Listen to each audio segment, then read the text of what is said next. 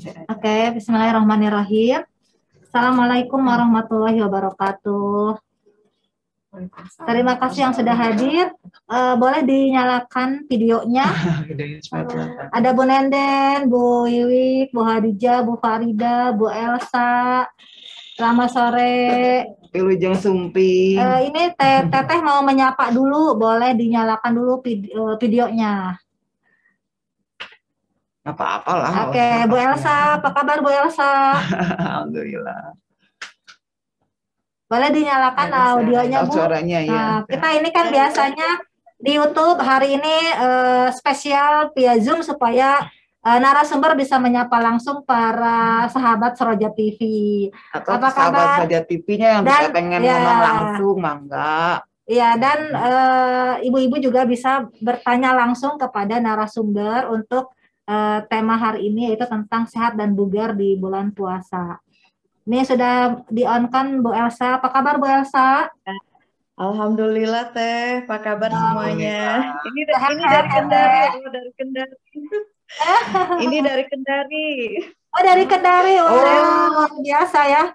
Ini berarti Seroja TV itu nasional. Oh ya, berarti saya harus mengeliminasi bahasa Sunda ya. Harus nih di Sulawesi ini tayangannya jelas. Alhamdulillah. Bu Khadijah, assalamualaikum Ibu. Assalamualaikum. Enggak lagi di Jerman Bu.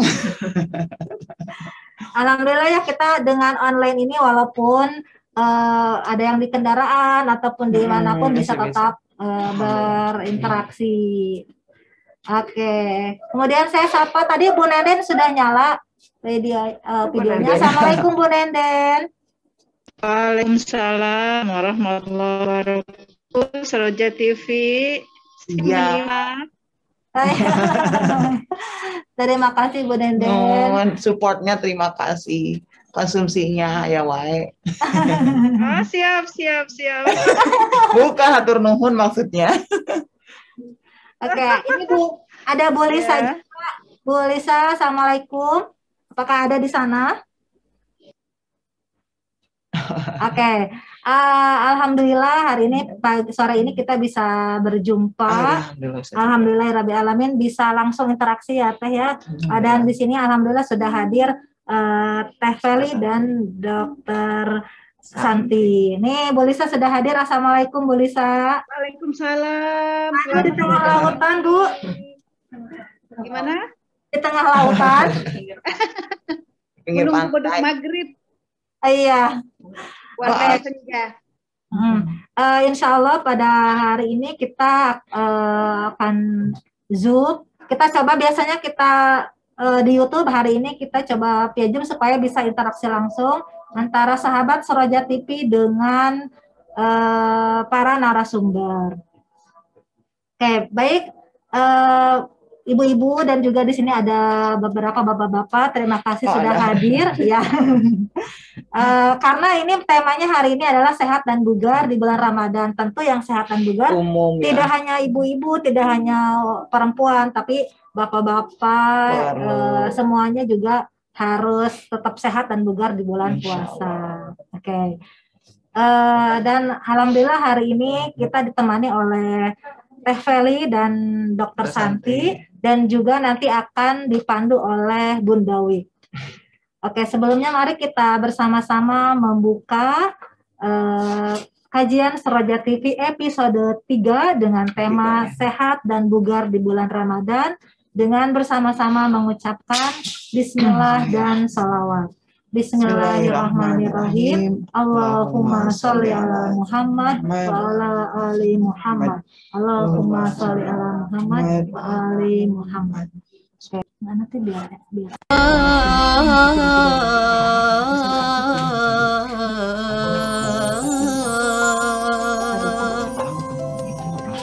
Assalatu wassalamu alaik ya nasirul haqqi ya Rasulullah.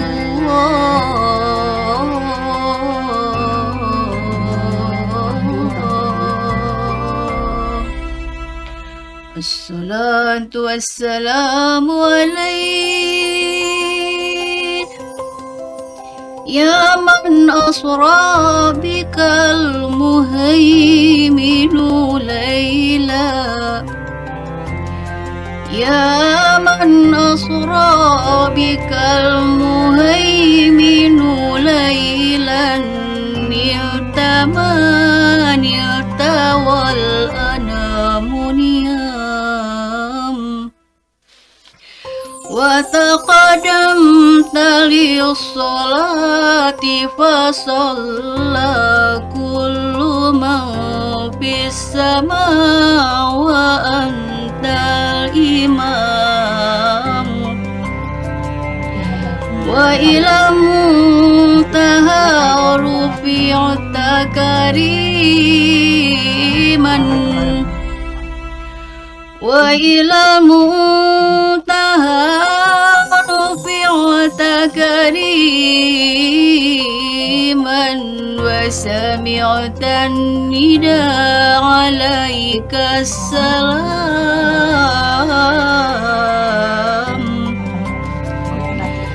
يا كريما أخلاق يا رسول الله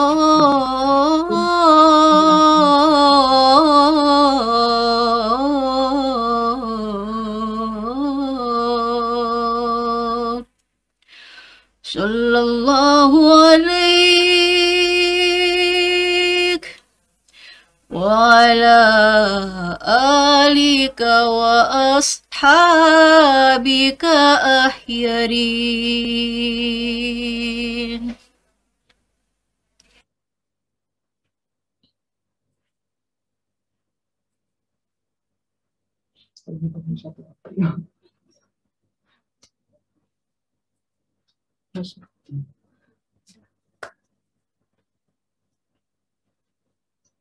Oke, alhamdulillah pertemuan hari ini kita sudah buka dengan pembacaan salawat dari Teh Nuri.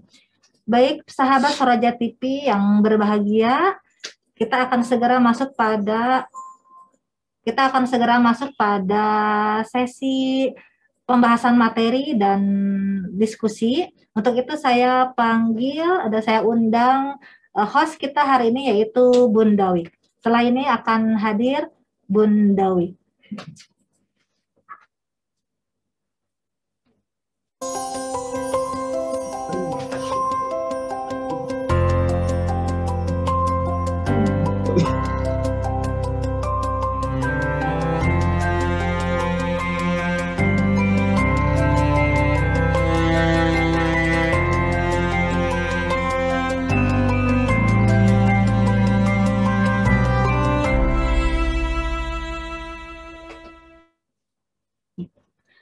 Bismillahirrahmanirrahim. Assalamualaikum warahmatullahi wabarakatuh. Waalaikumsalam warahmatullahi wabarakatuh. Alhamdulillahirabbil alamin wassalatu wassalamu ala Rasulillah sayyidina wa maulana habibina Muhammad sallallahu alaihi wa alihi wasallam. Pemirsa, sahabat Soroja TV di rumah atau dimanapun Anda berada, bertemu kembali dengan kami di sini, masih dalam kajian perempuan khusus bulan Ramadan, masih di kanal yang sama, Soroja TV, serunya obrolan Wanoja.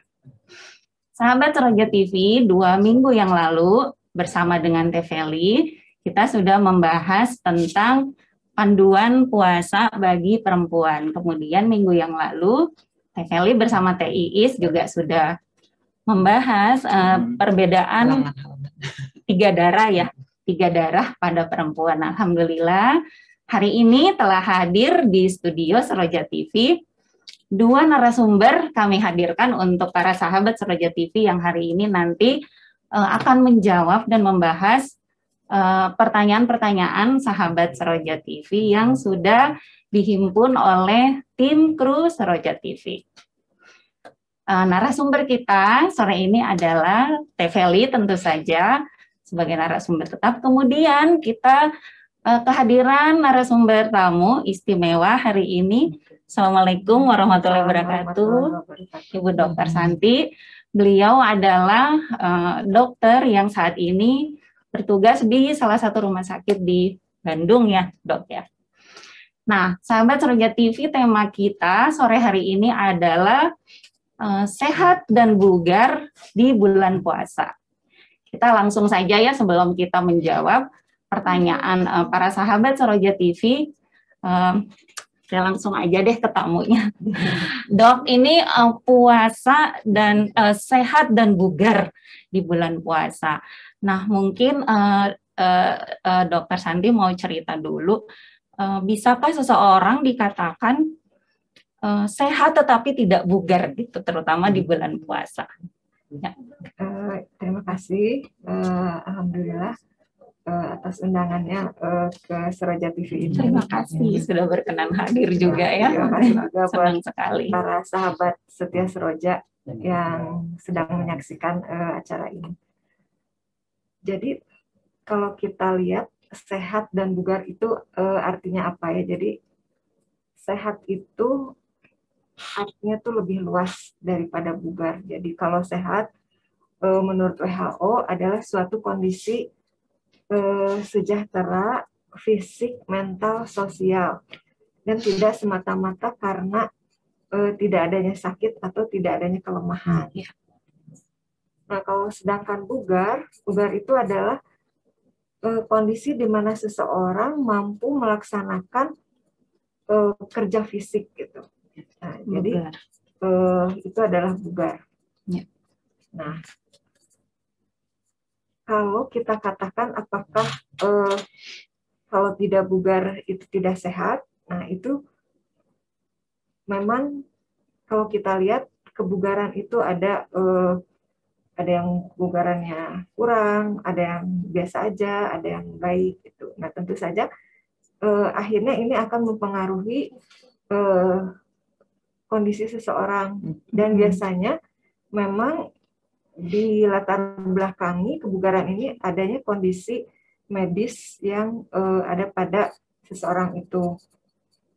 Nah, untuk kita bisa bugar itu kita harus ada beberapa yang harus dipenuhi, yaitu harus punya fungsi jantung paru yang baik, kemudian juga kekuatan otot, harus ototnya kuat, kemudian ototnya juga harus bugar, harus maksudnya tahan, ada ketahanan otot, ketahanan otot, ada kekuatan otot, ketahanan otot, kemudian kelenturan otot, kepikiran. Kalau pikiran nggak usah harus bugar. Oh, pikiran harus bugar. Ya.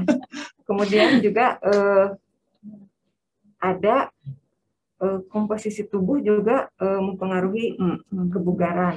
Ya. Komposisi tubuh.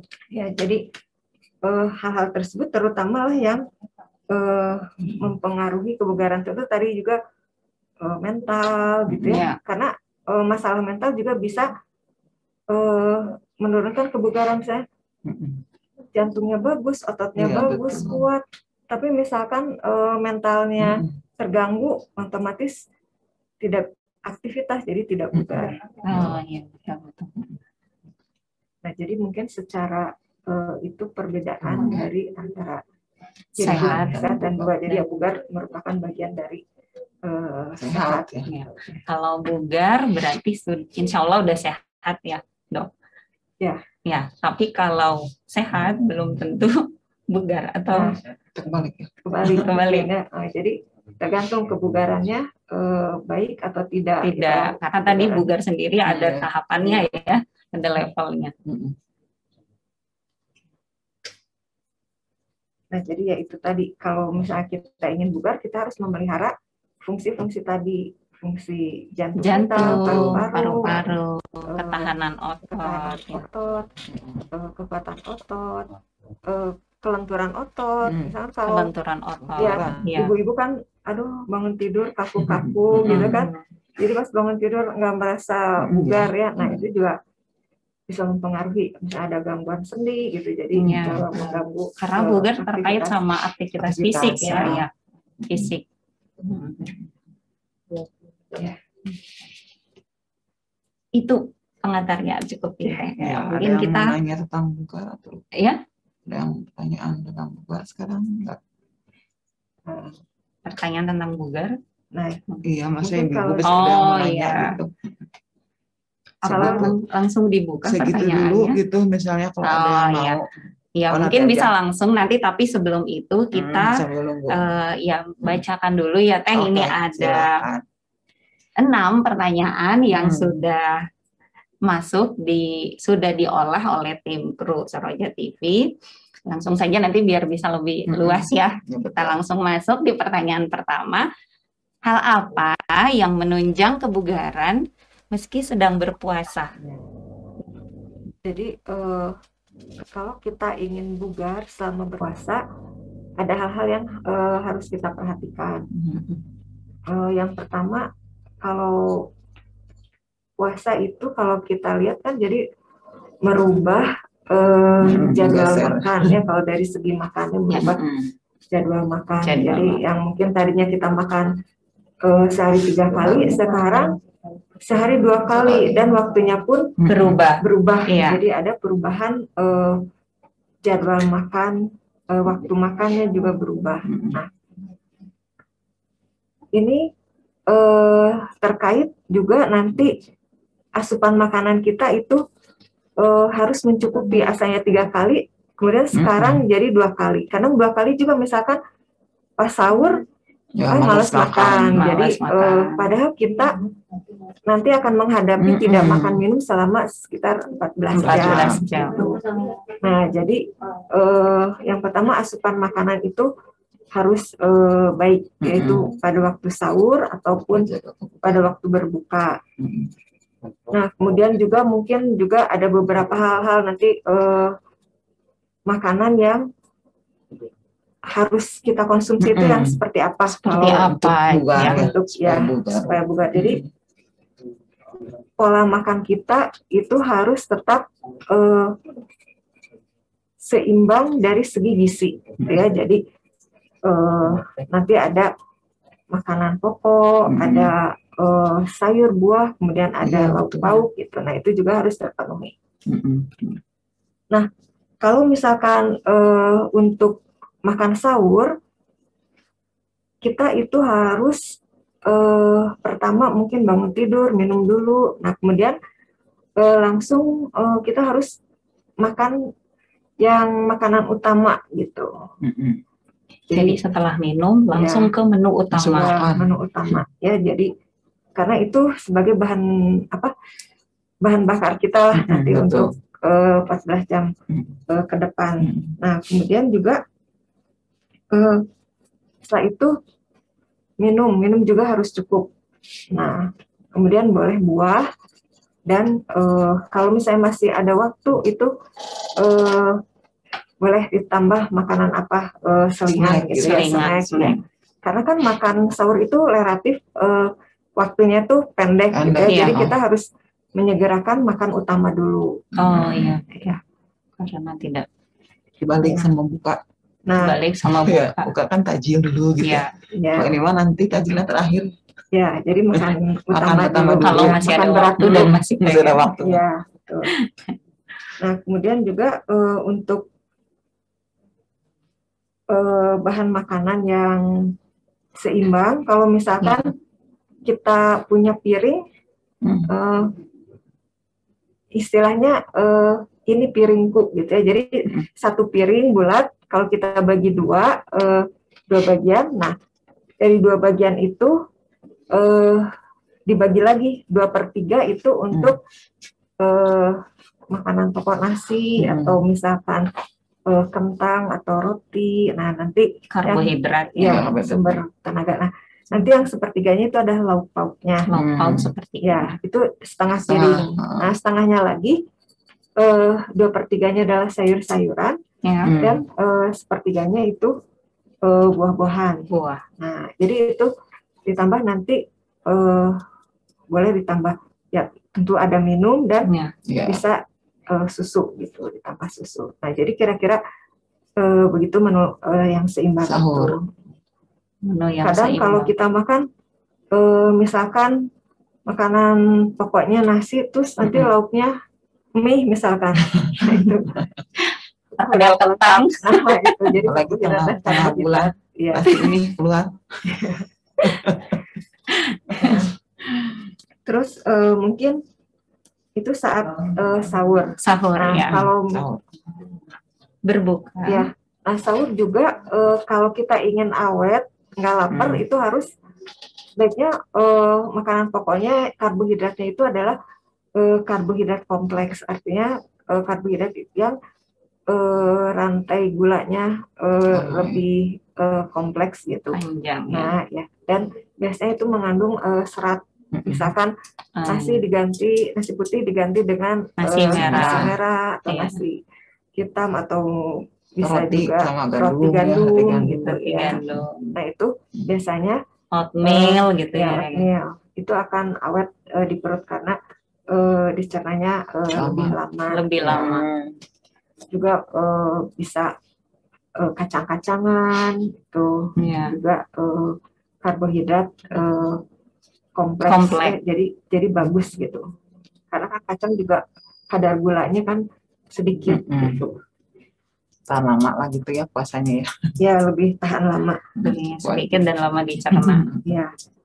Juga misalnya kalau makan buah-buahan kita pilih kalau untuk sahur mungkin yang lebih banyak seratnya gitu buah-buahannya. Iya. Apel, alpukat gitu. Alpukat, pir gitu ya. Ya, pir gitu.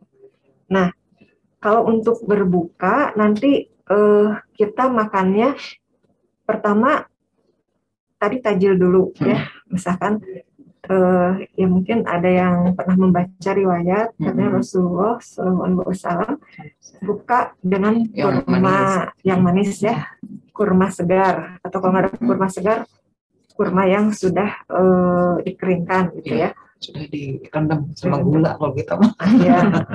Manisan. Manis banget. Ya. Nah kalau diawetkan gitu ya. Iya, diawetkan. Kalau misalkan Kering.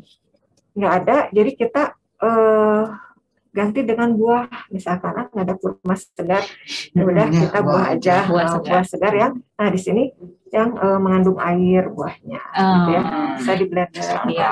Jadi kebalikan dari sahur tadi ya, kalau sahur itu yang tinggi serat, pada saat berbuka yang lebih banyak mengandung air. Nah kemudian nanti misalkan udah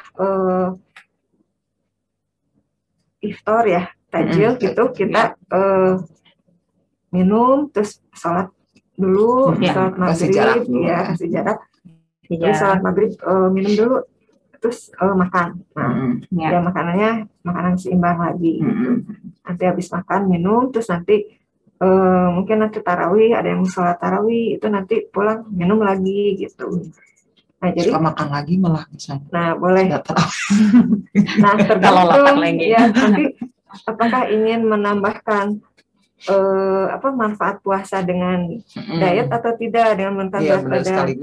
Kalau misalkan pengen ada nambah, pengen juga sambil diet, ya nanti habis buka atau pas taruh ya jangan makan lagi gitu. Mungkin kalau minum boleh, yang ngemil lah mungkin ya. Kalau ngemilnya buah bagaimana dok? Buah boleh juga sih. Ya. Mungkin nggak seberat kue yang manis-manis atau makan nasi lagi gitu ya. Ganti buah aja ya. Nah, terus ya setelah itu ya mau tidur nanti minum. Jadi minum itu sekitar 8 gelas. 8 gelas sahur tadi 3 ya. Berapa gelas tadi sahur? Pertama tidur. Minum lalu makan, kemudian setelah makan minum lagi sama segelas susu. Boleh ambil yang lain benar. 3 berarti benar. 3 ya kalau air putihnya. Nah terus pas maghrib pertama 1 gelas, pas buka, kemudian makan sholat, makan lengkap, terus 1 gelas lagi, ya berarti udah 5. 5. Terus setelah tarawih minum sebelum tidur dan minum lagi. 7 itu ya. Sampai ya 8. Nanti mau tidur lagi ya. Minum lagi. Jadi dari sahur sampai maghrib itu diusahakan sekurangnya 8 gelas air putih gitu ya. Tergantung berat badan ya. memang ada yang mengatakan tergantung berat badan, gitu. tapi ya mungkin di rata-rata lah 8 aja. Rata-rata Banyak kalau yang agak lebih gede dikit harus tambah dikit nggak lagi lah boleh. gitu ya. Ya. Tapi ada juga sih Kalau mungkin Teteh berapa gelas sehari semalam? Pas saya tuh kalau bangun tidur bisa 1 liter bisa langsung blak di saat ya bagus. Ya, bagus. Jadi nggak mikirin berapa gelasnya, pokoknya minum aja. Nggak dihitung Nggak ya. dihitung. Senang minum aja. Nah, kemudian ya tadi asupan makanan yang baik ya, dan juga hindari merokok gitu ya. Kalau ada yang bapak-bapak merokok, nah justru ajang saat bulan Ramadan ini ditekankan untuk nanti setelah ini stop merokok gitu ya. Karena merokok kan tidak merugikan buat orang yang bersangkutan, tetapi juga buat di lingkungan sekitarnya. Ya. Terus juga kalau ingin bugar selama bulan Ramadan itu harus juga melakukan aktivitas fisik gitu. Justru ya. Yoga kalau Teteh ya. Kalau diam aja malah justru mabuk kali. Ya. Jadinya mager. Ya, mager. Bukan bugar tapi mager. Dan juga kalau misalkan harus itu juga ada misalkan stres, nah itu juga harus diatasi stresnya gitu ya, karena kan juga bisa mempengaruhi kebugaran. Betul ya. Jadi Sehat bugar pikiran, itu ya. fisik dan mental ya. Itu baru bisa dikatakan bugar. Baik, Dok, kita langsung masuk lagi ke pertanyaan kedua. Apakah boleh saat berpuasa memakai nebul untuk meredakan asma? Nebulizer. Berarti kalau boleh berpuasa itu kepikir dulu ya. Kalau berdasarkan pikir dulu. Iya, kalau berdasarkan fikih itu kan ketika kita menghisap debu misalnya ya atau uap, sebenarnya itu kita kalau bisa dihindari karena takutnya masuk ke rongkongan gitu ya. Dan ini juga ketika menghisap uap, kalau uapnya langsung ke dalam gitu itu tidak membatalkan puasa, tapi ketika uapnya itu kemudian mengendap gitu di tenggorokan atau di mulut, di tenggorokan kemudian jadi cairan. Nah itu di situ tuh ketika dia uapnya berubah jadi cairan, itu yang membatalkan puasa. Jadi kita harus tanya dulu ke dokter, apakah ini uap nebul itu akan jadi cair gitu atau dia langsung ke bawah, langsung masuk ke paru-paru gitu. Yang membatalkan itu kalau dia mengendap menjadi cair jika dia menjadi cair, hukum secara fikih batal. Iya, puasanya. ditelan kan. Sekarang kita tanya ke dokter secara medis. Jadi kalau nebul itu adalah disebutnya istilahnya terapi inhalasi, yaitu terapi yang memasukkan obat melalui saluran nafas. Itu sebetulnya macam-macam terapi inhalasi itu tidak hanya nebulisasi saja, misalnya oksigen, kemudian juga ada yang kalau orang atau pasien asma ada yang bentuk obat yang disemprot, nah inhaler itu juga termasuk terapi inhalasi. Nah khusus untuk nebul itu obatnya biasanya dalam bentuk cair, obatnya tuh ampul kecil, misalnya 2 cc, kemudian nanti ada yang menambahkan juga tergantung dari alatnya, ditambah lagi air Aquades 2 cc lagi, jadi sekitar 4 cc cairan dimasukkan ke alat nebul, kemudian ada kompresor, jadi di dalam alat itu ada yang berputar, kemudian nanti si air tadi, obat tadi menjadi butiran-butiran aerosol gitu, jadi menjadi partikel-partikel kecil gitu. Nah, itu macam-macam obat nebulnya, ada yang menjadi partikelnya sangat kecil, ada yang berbeda-beda gitu ya, ada yang tipe jet atau ultrason itu menghasilkan partikel yang ukurannya berbeda. Kalau partikelnya itu kurang dari sekitar 0,5 milimikron, itu langsung masuk ke alveolus, ke paru-paru. Ya. Nah, kalau misalkan sekitar 0,5 sampai 5 milimikron itu masuk ke tenggorokan, ke saluran nafas yang besar, yang bronchus gitu ya istilahnya. Nah, tapi kalau yang lebih besar dari 5 milimikron itu mengendap di itu dia. area ini Pernapasan. mulut dan kerongkongan kan yang mau masuk ke nanti ke saluran cerna. Nah, itu justru kalau partikelnya besar itu banyak yang nempel di situ gitu, dan akhirnya nanti tertelan gitu. Jadi ketika menempel itu dok, dia sudah berubah jadi cairan ya? Ya. Kan tadi kan dari obatnya cairan, kemudian di kompresor menjadi aerosol. Ya. Ketika dia terhirup dan menempel itu berubah lagi menjadi cairan. Ya, jadi mungkin bentuknya masih tetap aerosol, gitu, tapi udah mengendap di mungkin bercampur dengan air ludah ya. Nah, jadinya ya. Dan mungkin dia bisa tertelan karena ukurannya yang besar ya. Tadi 0,5. 5 di atas 5. Di atas ya 0,5 sampai 5 ya, maksudnya lebih besar dari yang tadi ya, yang langsung masuk ke alveolus. Ya, jadi tertelan juga melalui ludah. Iya, melalui ludah maksudnya. Jadi harus tanya dulu kalau gitu ya. Jadi nanti sebelum dinebul kita tanya dulu, dok ini berapa mikro, berapa ini ukurannya hebat, milimikro jagoan, hampir ibu. Rata-rata segitu.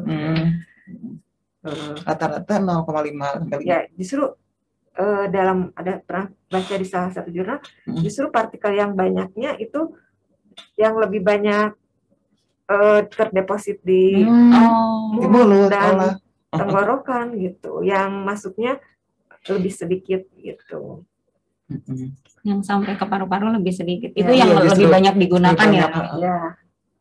Ya kalau misalnya dia tidak begitu butuh gitu ya, mungkin yang ada nggak terlalu bisa dengan cara lain, mungkin tunggu aja sampai nanti buka puasa ya. Tapi kalau misalnya dia karena asmanya sudah parah dan sebagainya macamnya itu bisa sudah ditahan. Iya, sudah kita masuk lagi ke makwasi syariah itu ya. Itu sudah membahayakan kesehatan.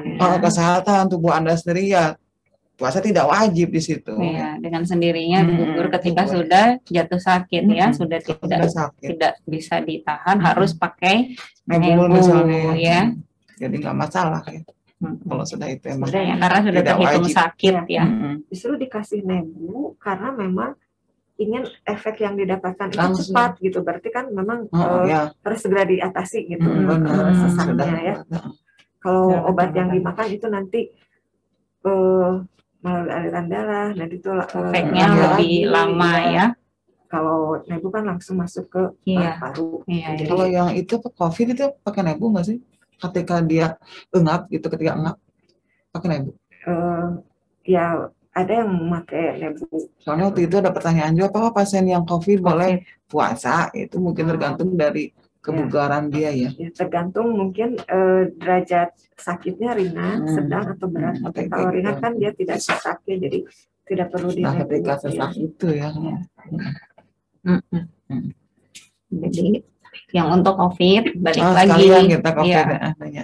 lagi kepada kemampuan dia menahan gitu ya. Kalau misalnya bergejala ringan atau sampai tidak bergejala yang perlu hal lain ya, misalnya tidak demam setelah dia puasa misalnya gitu ya. Dan nggak perlu di nebu mungkin ya dok, kalau ada keluhan, tidak ada keluhan sesak ya. Baik, kita masuk ke pertanyaan ketiga. Sekalian yang puasa itu dulu, kemarin kita lagi ngobrol-ngobrol tentang vaksin, ini ada ahlinya, ada dokternya gitu ya. Kita pengen sekalian nanya juga, ada di sini di nomor 5. Atau mau sekarang langsung aja sekalian kita ngomongin COVID. Kita lompat ke itu ya, nomor terserah sih. Hukum vaksin di bulan Ramadan batal atau enggak? Kita kan itu waktu itu sudah kita bicarakan ya. Iya. Cuma kalau jalurnya berbeda dengan dengan infusan itu berarti tidak membatalkan. Kalau dia misalnya di otot tadi kalau infus langsung ke arteri gitu ya. Itu yang membatalkan puasa menurut para marja itu ketika memasukkan makanan melalui arteri misalnya gitu. Vena itu itu yang melakukan puasa. Nah, kita tuh kemarin agak-agak ragu apakah vaksin itu sama nggak jalurnya dengan infus, apakah melalui vena juga atau ada jalur lain. Kalau kita lihat kan di sini berarti bukan vena kalau di sini ya. Kalau tinjauan fikihnya semua yang masuk vena, nah itu yang batalkan puasa. Sekarang kita tanya dokternya, coba. apakah vaksin melalui jalur lain, Dok?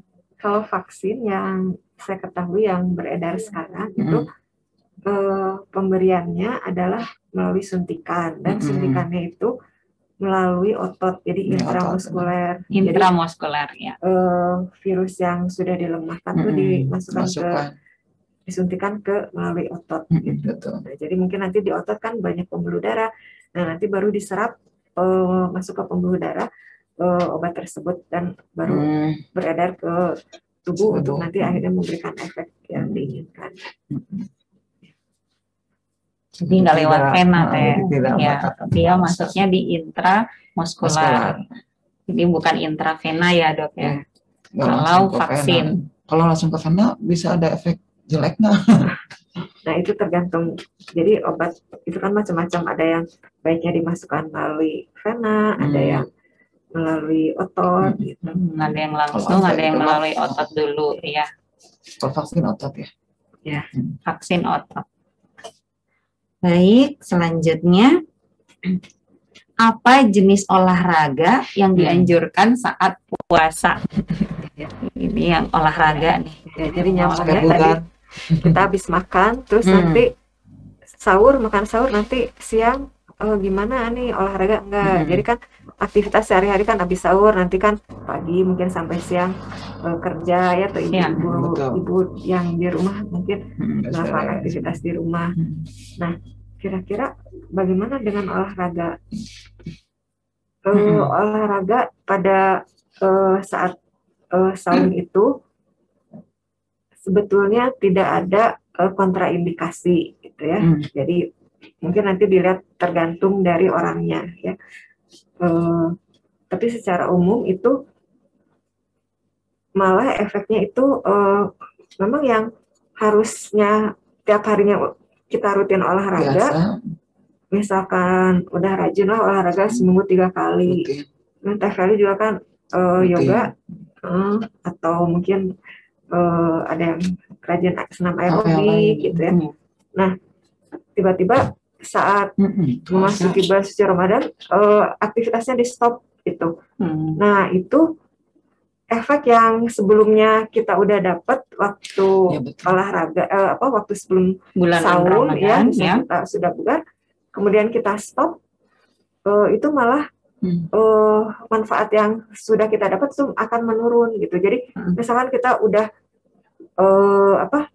rajin, terbentuk ya gitu sudah ya. Nah nanti kalau berhenti langsung ini menurun gitu manfaat yang sudah kita dapat. Misalkan tadi otot-otot yang udah terbentuk ya nanti lama-lama juga akan menurun gitu. Kemudian juga di sini tujuan puasa saat olahraga saat saum itu adalah tadi untuk mempertahankan ototnya supaya tidak lembek gitu. Kemudian juga untuk tetap mempertahankan sirkulasi darah agar tetap lancar. Ya. Nah, jadi di sini yang harus diperhatikan adalah dosis latihannya. Jadi dosis yang sebelum puasa itu kita sudah tahu ya kemampuannya segini. Nah, waktu saum itu minimal dipertahankan atau dikurangi gitu. Ya, jadi pokoknya tidak boleh menambah dosis gitu. Iya, betul, ya. Jadi ingin lebih bugar lagi dosisnya ditambah, nah itu tidak boleh gitu. Jadi tidak boleh melebihi kemampuan suatu yang kita rutin dikerjakan. Gitu. Nah olahraga pun banyak macamnya gitu. Kalau misalkan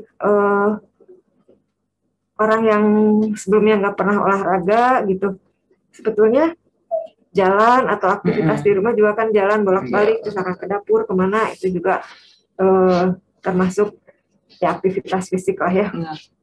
Ya kan kalau olahraga mah harus terukur, ada frekuensinya, intensitasnya, ada waktunya gitu.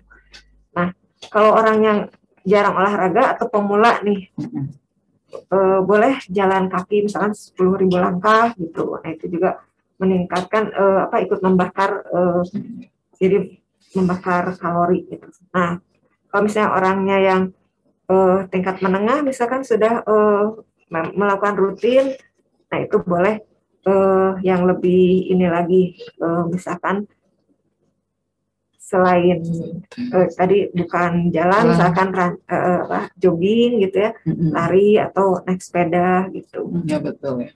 Nah kalau misalkan yang memang misalnya atlet gitu, nah itu tetap saja dilakukan, tapi dosisnya dikurangi gitu. Sedikit. Jadi tergantung dari kita levelnya di mana gitunya, tingkat kebiasaan berolahraganya. Dan juga harus diperhatikan dosisnya itu kira-kira ya dikurangi lah jadi 70%, 75% lah dari yang biasa. Dan mungkin kira-kira kapan waktunya kita kalau mau olahraga gitu kan?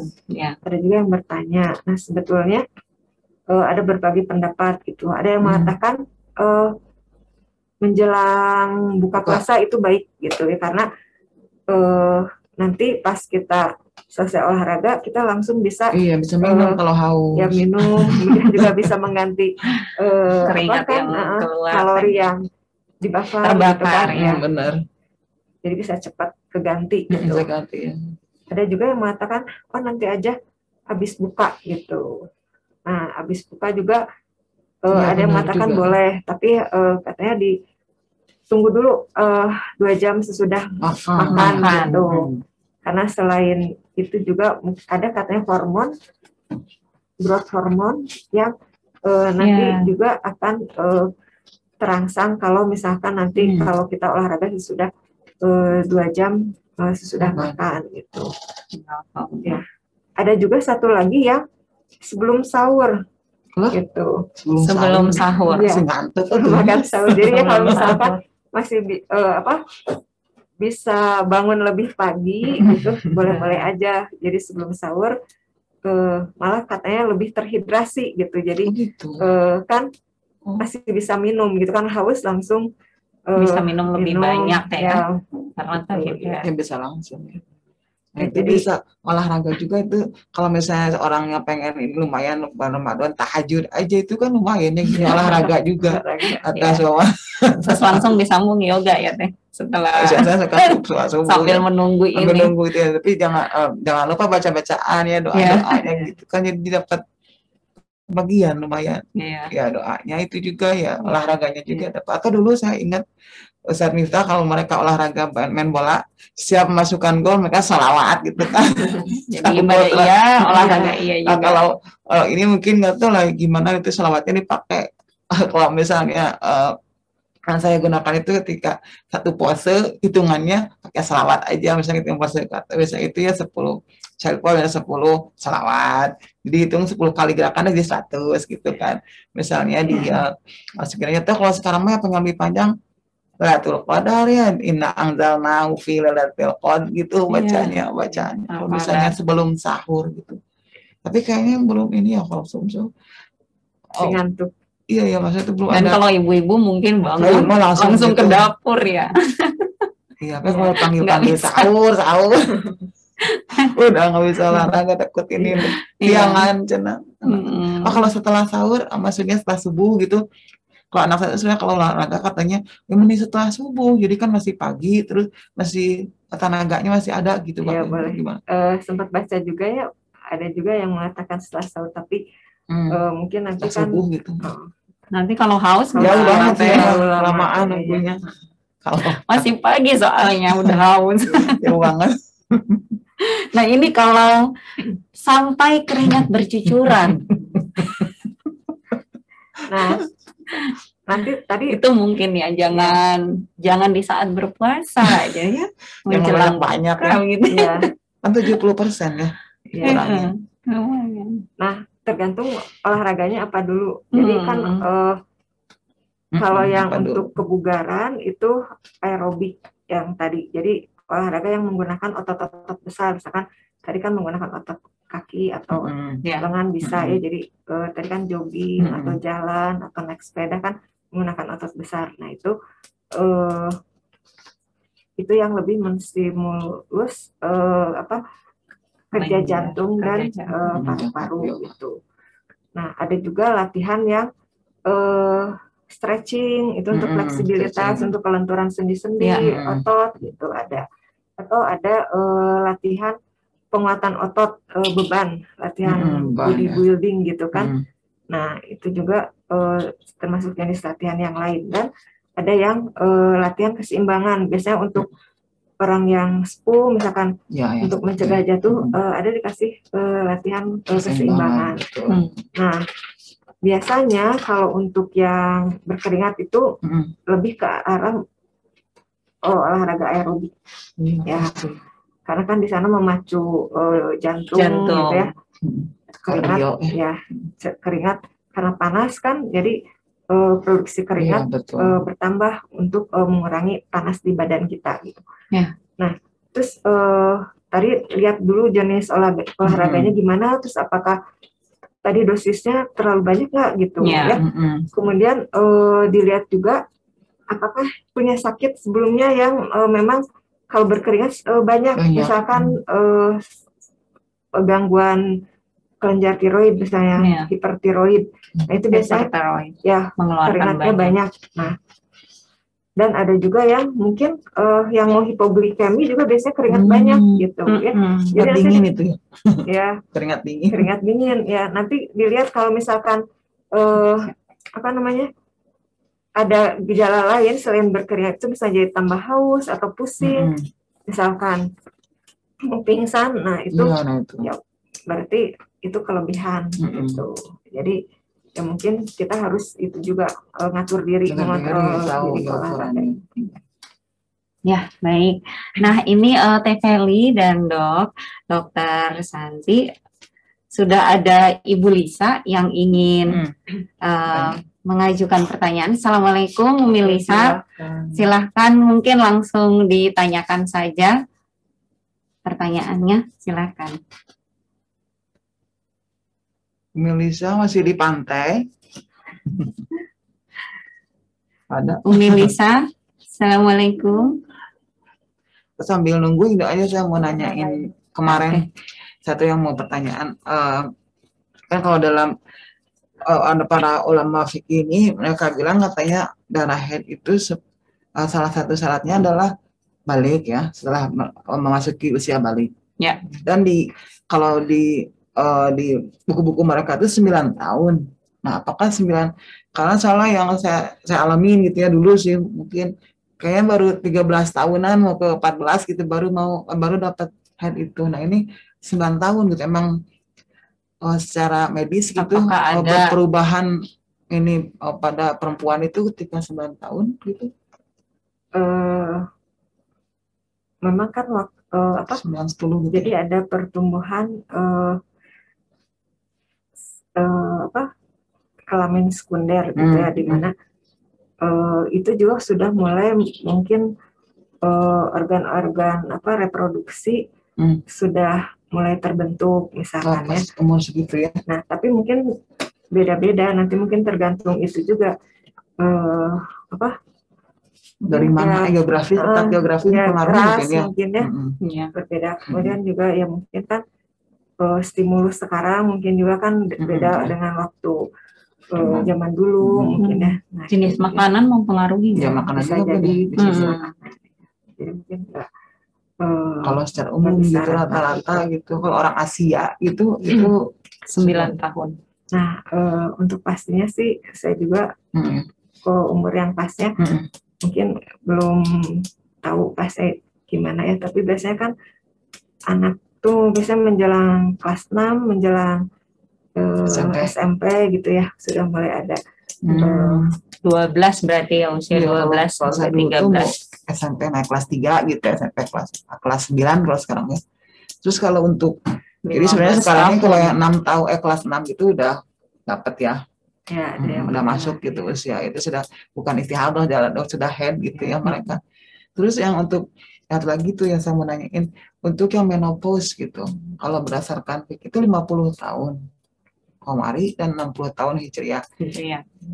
Nah, gimana kalau dari segi kedokteran gitu yang umum gitu di kita ini di perempuan Asia atau perempuan Indonesia khususnya gitu, berapa tahunan biasanya mereka sudah menopause? Dari Yang medis ya. saya tahu Dari medisnya. biasanya lihat itu juga keturunan juga gitu. Oh iya Biasanya benar, emang ada lihat keturunan. mungkin ibu kita Berapa dulu ya? menopause sekitar umur Iya, berapa bisa gitu ya, gitu. betul. Ya. Lebih dari sadar-sadar berapa gitu. Di kebiasaan yang ada Jadi di nggak ada keluarga. gitu ya, nggak ada di general apa di secara umum gitu berapa tahun tuh enggak ya? Jadi kalau menopause itu biasanya kan memang kalau dilihat dari menopause itu kalau misalnya dilihat itu kan hormon-hormon sudah mulai menurun gitu ya, puncaknya udah menurun gitu. Ya itu sih memang berbeda-beda gitu ya. Iya kan beda-beda ya. Itu dia karena kalau nanti masuknya ke Vicky gitu kan dia misalnya saya beda gitu. Jadi kalau misalnya itu patongannya ibu gimana gitu kali mungkin ya. Masa dulu kan ibu 50 tahun atau 55, berarti kita kalau misalnya setelah 55 masih ada pendarahan. Kalau kita lihat dari segi genetis itu sudah menopause, berarti itu masuknya ke istihadah. Karena ada juga kan yang 50 masih teratur. Iya. Masih keluar juga. Masih keluar. Berarti nggak ada ini juga ya. Nggak ada angka yang angka yang pasti. Ya. Jadi melihat kebiasaan dari keluarga. Kalau menopause ya, kita lihat di situ. Nanti kan sebelum menopause ada premenopause dulu kan, nggak langsung berhenti. Jadi ada siklusnya tidak teratur dulu gitu. Iya betul. Nanti berubah ada kalau bahasa itu ya. Jadi berubah kebiasaan. Ya. Baik, selanjutnya ini pertanyaan dari Ibu Lisa tadi. Berapa sebenarnya kebutuhan air yang kita butuhkan berdasarkan usia untuk tetap bugar, Dok? Berdasarkan bukan usia. Bukan minimal usia ya. Iya. Tadi kan saya nanya berarti. Berdasarkan usia. Berdasarkan usia. Kalau 8 gelas itu untuk dewasa ya. Dewasa sekurangnya itu ya, Dok ya. Untuk dewasa sekurangnya 8 gelas, 8 sampai 10 gelas. Tapi juga harus diperhatikan kalau misalkan ada sakit yang lain, misalnya sakit jantung, kayak ginjal itu kan nggak bisa banyak. Harus dibatasi, nggak bisa walaupun dewasa tapi harus dikurangi. Atau mengikuti sesuai aturan dokter saja ya, gitu. Kalau memang punya penyakit gitu. Tapi kalau enggak normal 8 sampai 10 gelas ya. Ini 8 sampai 10 gelas. Jadi tidak berdasar misalnya bertambahnya umur, tambah juga jumlah minuman enggak ya? Atau makin bertambah makin kurang gitu ya. Justru makin itu kan jumlah gelas ininya. Udah sepuh biasanya kan jadi malas minum juga. Oh ya karena susah beser katanya ya. Beser ke kamar mandi susah ya. Kalau bahasa Indonesia beser apa? Beser kan? Sering ke kamar mandi gitu. Jadi dikit-dikit kamar mandi gitu. Iya. Ini yang terakhir, Dok. Bagaimana mengatur aktivitas bagi perempuan bekerja agar tidak kelelahan? Jadi balik lagi ke bugar. Ya. Aktivitasnya.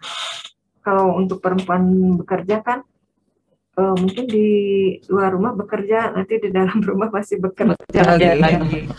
Jadi otomatis mungkin waktu istirahat berkurang. Saya Bu.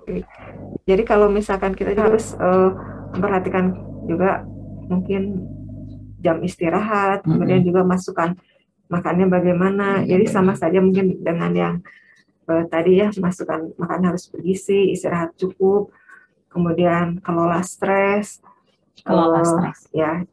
Jadi kalau misalkan kalau merasa kelebihan pekerjaan ya mungkin bisa didelegasikan gitu.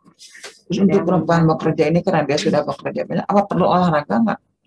Olahraga penting. Oh sudah ya. ini gitu. Nggak ada waktu ya. Jadi mungkin di kantor juga mungkin kan sambil duduk bisa sambil stretching, peregangan. Iya, harus masih banyak olahraga. Ya, jadi nggak duduk terus ya. Olahraga ya. Sambil mungkin juga jalan mungkin ya. Iya. Dikurangi naik lift gitu ya. Ke tangga aja. Masih harus kalau olahraga. Ya. Mungkin kalau kantornya di lantai 8 dibagi 2 aja sih. Pas lantai lift. Iya, jangan tangga semua kan sih. Atau ke 7 aja, nanti dari 7 ke 8 baru naik tangga. Iya gitu. Apalagi kalau sudah harus taruh baya ya, masih kerja gitu. Tapi harus ada pekerjaan, pokoknya jangan mager. Ya. Sesibuk-sibuknya. Puasa itu jangan bikin jadi mager. Mager, malas, gerak. Kan itu anak-anak milenial itu biasanya mager gitu kan. Apa-apa mager. Sedentary life. Iya, sedentary life. Nggak sehat. Baik, itu tadi pertanyaan terakhir kita hari ini. Bagaimana yang di Zoom masih bisa? Ya, masih ada bisa yang mau nanya. Para ibu sahabat Seroja TV yang masih di Zoom, Mangga silahkan. Kalau masih ada pertanyaan bisa langsung ditanyakan. Mumpung Zoom, ya, jadi bisa langsung. Biasanya kalau di YouTube kan gemes tuh teh pengen nanya. Nulis malah kan ibu-ibu suka typo gitu kan. Ini mah langsung bicara enak. Iya, itu ada siapa aja itu deh. Ada Ibu Khadijah, Bu Elsa, Bu Siti Kulsum, Ibu Nenden, Ibu siapa itu? Kita ada waktu berapa ini? Bu Fat, Ibu Farida, Mbak Endang, ada Mbak Endang juga. Nanti bisa memberikan masukan tuh kalau gitu. Iya. Mbak Endang ya. Assalamualaikum Mbak Endang. Lebih ahli ini di bidang fikihnya Mbak Endang, silahkan tambahkan. Ada Ibu Neti untuk sahabat-sahabat yang setia suka memberikan pertanyaan. Ibu Neti barangkali boleh langsung saja. Suka nanya biasanya. Ya. Ada siapa itu? Atau ada Ibu Cas. Kalau ada ibu-ibu yang bertanya mengenai tadi kan khusus fikih perempuan, misalkan tadi dengan masalah menopause, masalah siklus mens, nah mungkin nanti bisa mendatangkan narasumber ahli kandungan, objin gitu, ya. Dalam nih, kandungan. Siap, insya Allah. Kandungan ya, benar. Nanti. Iya betul. Karena ada yang nanya dulu kemarin itu apakah waktu kita tentang pendarahan itu tentang nifas, apakah yang di sesar keluar darah juga enggak gitu, nah itu. Ini ada pertanyaan dari Ibu Ajeng. Bolehkah ngintip aktivitas olahraga para narasumber dan host selama bulan Ramadan ini? Tadi sudah ya. Iya, mangga dari Teteh dulu. Teteh selama bulan Ramadan olahraganya. Ini dikurangin sih emang. Karena saya kan biasanya emang enggak sendiri teh gitu, ada juga dari aplikasi. Ya. Kalau dari aplikasi itu ada yang workout itu ya, aplikasi workoutnya yoganya. Nah kalau di aplikasi bertambah hari dia bertambah intensitasnya nambah gitu ya. Karena sekarang bulan puasa dan saya juga sudah belajar dari dokter Santi katanya dikurangin. Jadi itu saya nggak pakai lagi yang di ini misalnya hari ke-9 kan tambah berat gitu. Jadi nggak mengikuti jadwal dia sendiri aja. Emang kalau hari biasa itu ya saya sendiri ya ngikutin ini ada program gitu kan. Kalau yang sendiri itu saya biasa setelah sholat sambil nilepin mukena gitu kan, kita gitu ya, nanti ada bentuknya seperti ini kan badan kita nih. Udah aja stretching gitu, tangan di sini, kaki di sini kan gini, nah kayak gini. Itu sambil baca 10 salawat. Udah itu pegang kaki gini salawat juga gitu. Jadi sama kalau saya sih itunya kegiatannya nggak ada badminton. Meskipun dari dulu pengen tapi nggak mungkin. Jadi stretching pasti sekaligus menyelesaikan pekerjaan rumah tangga. Iya kalau itu kemarin yang biasa lakukan setelah subuh sambil nyelepin mau kena Oh, gitu kan iya. gitu. Iya. Sambil pose yoga. Ambil pose yoga. Down Karena itu sekalian stretching sih, enak kan kita udah lama gitu ya di Iya, betul. waktu subuh gitu kan lama misalnya kita zikir gitu, nah kan capek gitu sekalian Iya. stretching enak itu biasanya. Masuk ke sini masuk ke sana gitu. Jadi sama itu aja itunya olahraga yang lain nggak tahu nih. Ini khas yang lain gimana? Kalau saya pernah baca, Dok, yang dilakukan. Jadi ketika yang dilakukan nanti ya. Jadi kalaupun bangun dari bangun tidur gitu ya, jangan langsung turun dulu. Jadi stretching dulu, misalnya menarik tangan ke atas, menarik kaki gitu ya. Pokoknya peregangan dulu sebelum bangun, kemudian turun dari tempat tidur. Jadi bertahap mungkin gitu ya. Jadi bukan buka mata langsung 2,5 menit kalau nggak saya gitu. Iya, jadi peregangan dulu untuk melancarkan mungkin aliran darah yang selama tidur itu kaku gitu ya, tidak bergerak atau gimana. Nah itu. Kalau saya olahraganya sebelum masuk bulan Ramadan itu Zumba. Ya Zumba. Kalau Zumba itu kan setengah aerobik, setengah dance gitu. Lebih dari aerobik itu lebih capek. Tinggal pilih musiknya itu kan banyak ya. Nah nanti pas masuk bulan Ramadan itu menyesuaikan seperti jadi kita ngukur kesehatan, misalnya hari ini sudah seharian gitu ya beraktivitas di luar sampai rumah, nggak mungkin juga menghilangkan kegiatan olahraga, jangan sampai gitu. Jadi mungkin seperti tadi yang Ibu Dokter Santi katakan, dikurangi aja ininya intensitasnya ya, waktunya gitu sampai kita merasa ini sudah batas kemampuan. Jadi Bunda Wimas malam setelah pulang kita kegiatan gitu, berarti malam. Iya malam. Sebelum bulan Ramadan biasanya kalau puasa sunnah gitu ya, saya malah pagi gitu. Jadi sebelum berangkat sekolah gitu biasanya, meskipun dalam puasa gitu. Berarti sudah terbiasa. Iya. Kalau sekarang Ramadan ini, nanti kalau misalnya pulang sampai rumah rasanya masih bugar-bugar, saya Zumba lagi berapa menit sore gitu. Biasanya begitu gitu. Jadi mengukur sebenarnya sih balik lagi ke kemampuan sendiri. Gitu. Iya. Tapi ada cara ngukur ini udah mencapai target belum gitu ya, apa udah melebihi target atau enggak. Nah jadi ada rumusnya. Jadi olahraga itu ada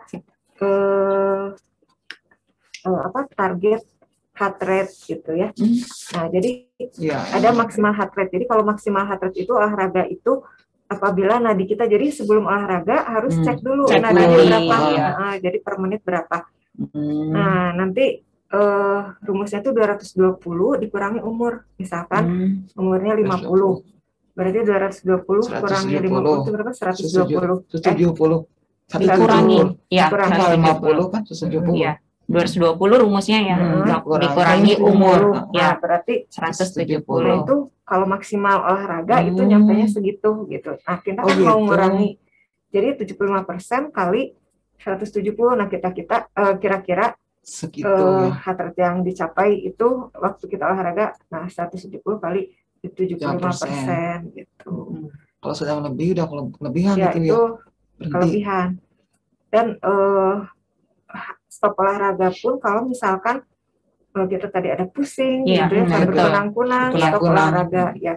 Terus kalau misalnya kita punya tensimeter, misalnya di tensimeter tiba-tiba tekanan darahnya naik lebih dari 20, misalnya saya sebelumnya 120 sebelum olahraga, nanti pas olahraga naik itu lebih dari 20 dari istirahat. Nah itu kelebihan berarti olahraganya. Atau juga ya harus di stop gitu ya, atau misalnya nadinya jadi turun malah melemah gitu juga ya, melemah, turun dari resting dari ketika 10 kira-kira 10 lebih dari 10 dari nadi, misalnya nadi istirahat 80, tiba-tiba pas olahraga malah jadi 60 gitu kan, turun 20. Nah itu stop, harus diwaspadai, harus berhenti, harus stop ya. Oke, ini Ibu Lisa sudah hadir kembali di Zoom-nya. Tadi kita sudah menanyakan, mungkin mau ada pertanyaan lagi, boleh langsung aja Bu Lisa. Oh, itu ada pertanyaan. Ya, kita tunggu sebentar Ibu Lisa. Catat heart rate tadi. Berarti kalau Kalau yang usia kayak kita ya, saya misalnya 47 berarti heart rate-nya tidak boleh lebih dari 173 kalau olahraga ya. Kalau dikurangi ya betul. Kurangi 220. Dikurangi usia Malah nanti dikali 75% harusnya. Nah, 75 dari 173 itu ya dikurang. dikali ya, dikali 175 tadi. 75%. Kali 173 itu kan dikurangin tadi 220 per ya. umur. Sebetulnya target heart rate itu banyak, ada beberapa rumus ya. Salah satunya yang gampang itu yang 220 ya pokoknya. Ya 220 kurangi usia. Kurangi usia. Gitu. Jadi kalau sudah ya, terima kasih Umi Lisa. Selanjutnya ada pertanyaan dari Ibu Elsa. Ibu Elsa Kendari. Ibu Elsa Marina. Assalamualaikum Ibu Elsa. Dok, apa penyebab walaupun puasa kolesterol, trigliserida, asam urat tetap naik, Dok? Ya. Ibu Elsa. Memang harapannya kalau kita saum itu turun. Memang harusnya sih turun gitu ya. Tapi mungkin kita perhatikan asupannya juga tadi asupannya bagaimana ya. Kan ada misalkan gula sehari makan yang manis-manis berapa banyak ya. Kemudian juga mungkin lebih banyak masukkan itunya minyaknya gorengan mungkin harus diperhatikan juga. Gorengan masih nggak tahu kalau di Kendari kalau orang Sunda kan pasti kayaknya harus ada gorengan kalau buka puasa. Dengan bala-bala. Nah juga tadi asam urat triglisirida kan ya, asam urat triglisirida. Jadi konsumsi makanannya pun mungkin tadi kalau memang yang sudah ada dasarnya memang sudah ada gitu ya. Jadi mungkin pola menunya harus diganti dengan yang sesuai dengan yang tadi. Jadi jangan buah ya. Mengurangi makanan yang mengandung asam urat atau berkolesterol tinggi gitu. Dan tadi kalau mau itu sekalian dia tadi habis makan buka jangan makan lagi. Sama mungkin olahraganya juga mungkin harus ditambah gitu ya. Ditambah lagi kolesterol ya. Kurangin kondro kalau di Kendari ya. Kurangi kondro, seafood ya, Teh Elsa ya. Seafood gitu. Atau katanya kurang yang enak-enak gitu katanya sih. Kurangi yang enak-enak. Sama di bulan puasa. Ya, alhamdulillah. Itu pertanyaan terakhir dari Ibu Elsa. Terima kasih. Ya, terima kasih banyak untuk pertanyaan yang sudah masuk, juga tadi yang langsung di Zoom. Teh Feli untuk menyempurnakan obrolan kita sore hari ini seperti biasa. Kita tutup dengan doa. Mangga. Doa. Sebelum kita berdoa, saya mau ingetin aja nih, kita nih sudah memasuki biasanya hari ke-19 ya. Besok sudah 10 hari terakhir. Ya. Aduh dikit lagi Ibu, dan kita masuki malam Lailatul Qadar. Nah, untuk yang sedang berhalangan, hayo ya, jangan berhenti karena berhalangan aja. Karena saya emang nggak bisa ini. Nah, untuk kemarin saya ketika ikutan untuk tawasul dengan Al-Quran, karena kita nanti buka Al-Quran ya, coba pakai ini deh misalnya pakai sarung tangan gitu ya, atau pakai kerudung gitu, Qurannya dibungkus pakai kerudung, pas bukanya nggak megang nggak pegang ayatnya gitu kan, nanti kan seperti ini kan disimpan di atas, takutnya kepegang, sebaiknya pakai lebih abdulnya dengan Al-Quran, karena kan kita bertawasul dengan mushaf ya, mushaf Al-Qurannya, mushafnya bukan dengan HP-nya ya, dengan artinya mushafnya. Jadi maksudnya supaya menghindari memegang Al-Qurannya ya pakai ini aja, kalau bisa sih pakai sarung tangan, kalau ternyata pakai kaos kaki juga nggak apa-apa, yang disimpan yang bersih lah, supaya bisa tawasulnya enak ya. Ya insya Allah.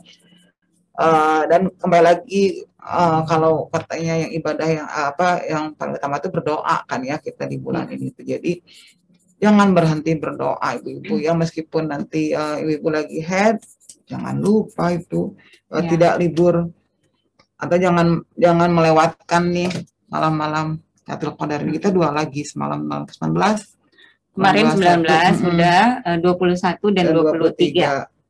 2 lagi. Insya Allah Ibu ayo pasti bisa. Doa itu ya. Doa harian pada siang hari yang dibaca di bulan puasa itu banyak yang panjang-panjang. Tapi itulah ya, Ahlul Bait itu hebat. Ada level-levelnya, ada level untuk advance, ada yang beginner, yang bisanya misalnya sholat 1000 rakaat, ada juga sholat yang 2 rakaat aja gitu. Itu saya. Iya, sama mendingan. Kan menurut Nabi juga ibadah yang bagus itu yang rutin ya, yang didawamkan meski sedikit, daripada yang gubro banyak gitu ya, tapi sudah aja gitu. Levelnya belum Insya Allah dikit-dikit lah. Jangan langsung naik nanti gitu kan, lebih baik ini terus gitu. Oke, tadi dari 2, ada juga nih yang doa harian itu yang pendek. Nah, ini saya mau bacakan doa yang pendeknya. Mana kemarin saya jadi lupa. Enggak doa. Ya sudah. Saya lupa doa yang pendeknya itu mana ya. Doa harian yang pendek. Dia pendek banget. Doa itu, udah saya takut waktunya sini sudah mau habis ya. Sudah, doa ini aja ya, kita bacakan doa yang kita baca setiap setelah salat fardu. Ya, insya Allah mungkin mudah-mudahan ibu juga sudah hafal semua. Selain ada ma'arif. Allahumma sholli ala Muhammad wa ala Muhammad. Allahumma sholli ala Muhammad wa ala sayyidina Muhammad. Allahumma rizqna hajja baitikal haram fi 'ami hadza wa fi kulli 'am ma abqaitana fi yusmin ka wa afiyah wa sa'ata rizqi wa la tukhna min tilkal mawaqifil karimah wal masyahidi syarifah wa ziyarati qabri nabiyyik Muhammadin sallallahu alaihi wa alihi wa fi jami' hawaiji dunya wal akhirah. Wa qul ya Allahumma inna as'aluka fi ma taqdim wa taqdir min al-amril mahtum fi lailatul qadr min al-qada'il ladzi la yurad wa la yubaddal an taktubana min hujjaj baitikal haram al-mabruri hajjuhum al-mashhuri sa'yuhum al-maghfuri dhunubuhum al-mukaffari anhum sayyi'atuhum waj'al fi ma taqdir an tu'ila umri wa tuwassi' alayya rizqi wa tuwaddi'a anni amanati adaini amin ya rabbal alamin. Allahumma sholli ala Muhammad wa ala Muhammad wa ala Alhamdulillahirabbil alamin. Para pemirsa, sahabat Seroja TV di rumah dan dimanapun Anda berada, akhirnya obrolan kita sore hari ini telah sampai di penghujung acara. Terima kasih banyak kami ucapkan kepada Ibu Dr. Santi, juga kepada Teh Semoga Feli. tidak kapok nanti kalau diundang lagi ya. Iya, insya Allah sehat-sehat. Semoga keberkahannya diluaskan bagi kita semua. Terima kasih banyak juga untuk para pemirsa sahabat Seroja TV yang sudah setia menyaksikan dari awal hingga akhir, yang sudah setia like, subscribe, komen, dan share sebanyak-banyaknya. Terima kasih juga dukungannya, juga kerja kerasnya para kru tim Seroja TV yang hebat, yang selalu semangat menampilkan kualitas tayangan terbaik dari waktu ke waktu. Terima kasih. Ya, terima kasih semuanya pada hari ini. Selamat berpuasa, mohon maaf lahir dan batin. Kita berdoa semoga pada bulan Ramadan ini Allah Subhanahu wa taala berkenan memudahkan, menunjukkan jalan kepada kita semua untuk selalu menuju kepada kebaikan. Wa ma taufiqi illa billah, alaihi tawakkaltu wa ilaihi unib. Wassalamualaikum warahmatullahi wabarakatuh.